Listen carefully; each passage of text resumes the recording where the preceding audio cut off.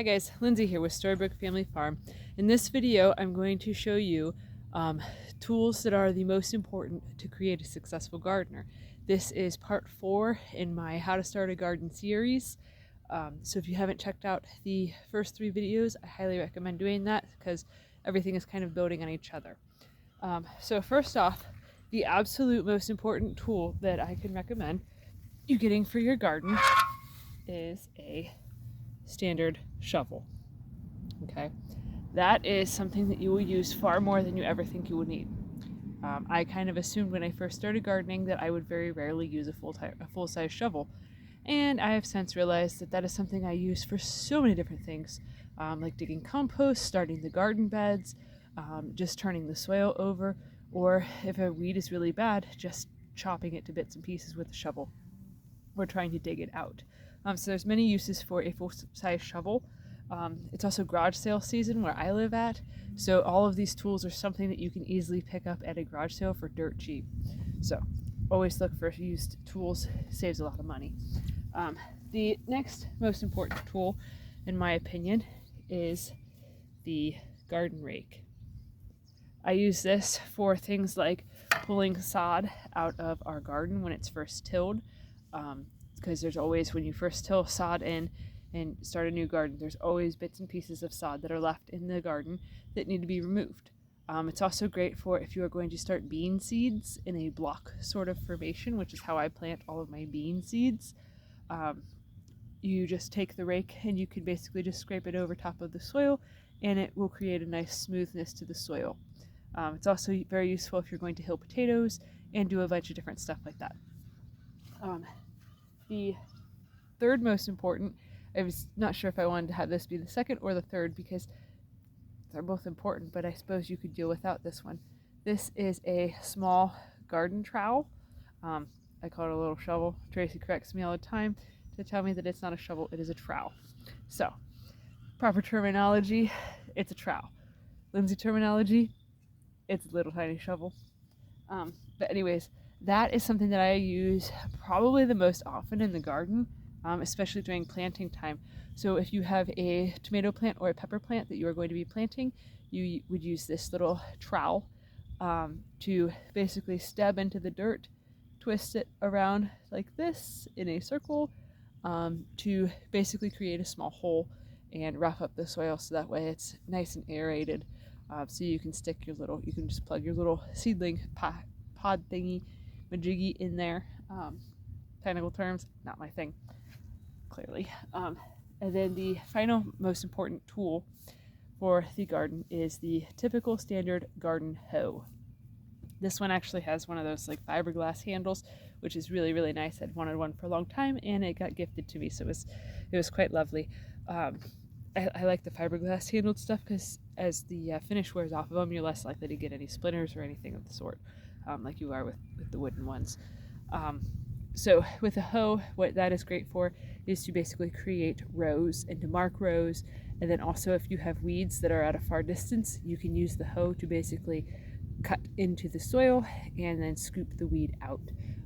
It is very, very convenient to use a hoe for doing things like that, especially if you are making long rows of like corn or beans or any sort of root vegetable, anything that you're going to plant in a row, honestly. I use a hoe a lot. I used to not ever use a hoe until about 2 years ago. Then I started and I was like, oh, this is what it's for. I'm like, this is very convenient. Because prior to that, I always just used the garden rake and it just took a long time and it's kind of a pain in the butt. But at some point I decided to try it and I don't know, I'd had the hoe for a while. But so it ended up becoming one of my like all-time favorite tools within the past like 2 years. So all of these tools are stuff that you can pick up relatively cheap, even brand new. I do believe that brand new you could get good quality tools of these sorts for $15 or less. So it doesn't have to be something that breaks the bank. But definitely look for used tools, especially if you're going to garage sales or flea markets. Now is definitely the season for that sort of a thing, and lots of people, they end up accumulating a lot of tools that they don't need anymore.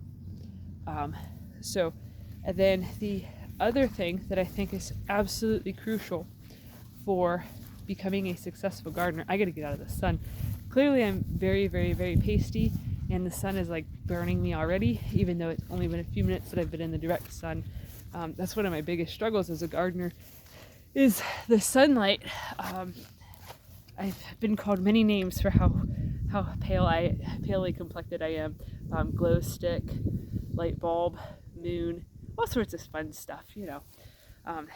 But anyways, so one of the most important things that I think is even more important than the shovel or the trowel or anything is to have a positive attitude and a sense of humor as a gardener. You'll end up seeing stuff that is just kind of funny, like odd-shaped vegetables, or, you know, watching bugs do very strange things. But the reason that I think it's very important to have a positive attitude is because no matter how skilled you are, no matter how many books you read or how many times you've done this before, you're going to fail at something. At some point, you are going to fail, or you're going to have mistakes. But the most important part about it is that when you make a mistake or have a failure, that you realize that it's not actually a failure, that it's a learning opportunity. With every mistake and failure that I've had, I've learned from it every single time, and I've realized that that's why they happen, is so that way I can learn from it and become a better gardener and a better grower and a better teacher at doing this sort of thing. If nothing ever went wrong, how could I ever help anybody and stuff, and how would I ever grow? I mean, it's just like how life gives you challenges just specifically to cause you to grow into being a better person. Gardening's the exact same way. There's a lot of beauty that can be found in the garden if you look for it, and a lot of soul searching and a lot of like emotional and physical and mental growth and even spiritual growth that can happen throughout gardening. So I think it's very important to be positive and also being patient. It takes time. It doesn't, you know, it's just like with developing any new skill set. You know, you have to practice it for a while, then eventually you'll get decent at it, and then eventually you'll get good at it. Gardening's the same thing. You know, you'll stumble, you'll make mistakes, you'll constantly need to be looking up different stuff, or, you know, referencing YouTube channels, or there's a really big bird that just flew overhead. It created like a big shadow moving. I was like, oh man, what is that? But you'll end up learning so many different things throughout the entire year, and you'll have lots of shortcomings and things, and you'll have times where you just want to sit there and cry because things aren't going how you thought they were or how you hoped they would go. And, you know, gardening is very much relating to the seasons of your life. You know, there's times that you want something really bad and you have to wait for it for a really long time. You know, I'm sure you guys could come up with lots of reasons as to why you need to be patient, and, you know, forgiving of yourself. And, you know, the garden will help you through all of that too. That's actually one of the things that I love the most about gardening, besides, you know, free snacks and getting to play outside, is that, you know, you can learn a lot about yourself and a lot about your life and a lot about healing through the garden and through doing dirt work. So I warn you that if you are not interested in doing any of those sorts of things, gardening might trigger you. It might help you learn different things and refocus on different things, and, you know, potentially relive different memories, because, you know, it's very much, it creates a childlike curiosity inside of you. So sometimes things from your childhood will come up, but that's, you know, that's part of life. That's part of growing.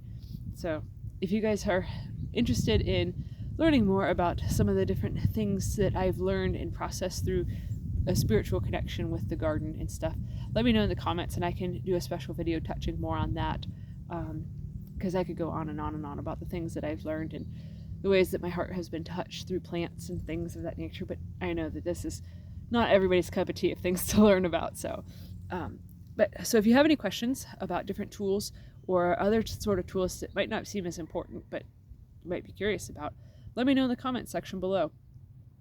If you're enjoying this content, please give this video a thumbs up, share it on your social media to help us grow, and also please consider subscribing to our channel to help our business grow and to help our channel grow and to just help us continue to grow and make more videos. Clearly there's a theme of growth here. All right, so I hope you guys enjoy. Have a good one.